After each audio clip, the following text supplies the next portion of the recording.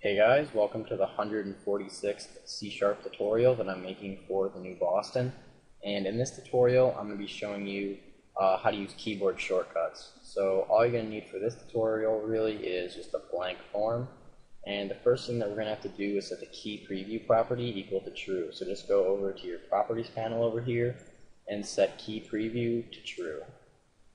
The next thing that we're going to want to do is create a new event handler for when the user actually presses a key. So we're going to go to the key down event, and this occurs first when the key is pressed. This occurs before this key press event.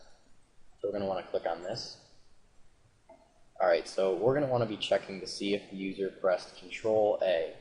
So we're going to be using these key event arguments to get the data about the key press. So I'm going to say if e.control, and the control property basically just returns a bool indicating whether the control key was pressed. And even if there are multiple keys pressed, it will still return true if control is in there. And we're also going to say and e.keyCode.toString equals A. And basically we're just checking to see if the user presses A as well. So this will only return true right here if the user presses Control and if they press A. And obviously if you wanted to check to see if they press F or something else like that, you could just put F in here instead of A. So if the user presses A, we're just going to have a message box be shown saying Adam.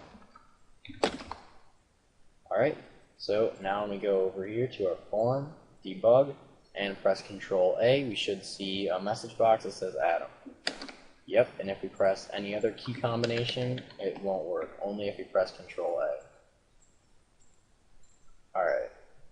Now, what if you wanted to make it so that it will only happen if the user has their cursor in a text box?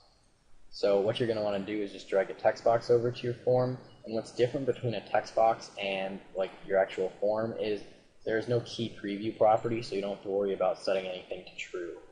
And then just like before, you're going to want to go over to the Events tab over here and go down to Key Down. Alright, and then we can just use these key event arguments just like before to see if the user types something. So we're going to say if e.control and e.keyCode.toString, and we're going to see this time to see if it's the press Control F. And then if they did, we're just going to have a message box show saying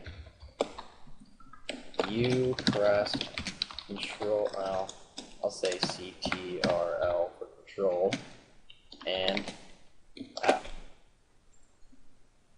And I'll say from the text box. Alright, so now we debug here, and since our cursor is in the text box right here, and we just press Control F, we should get a message box saying you press Control F from the text box.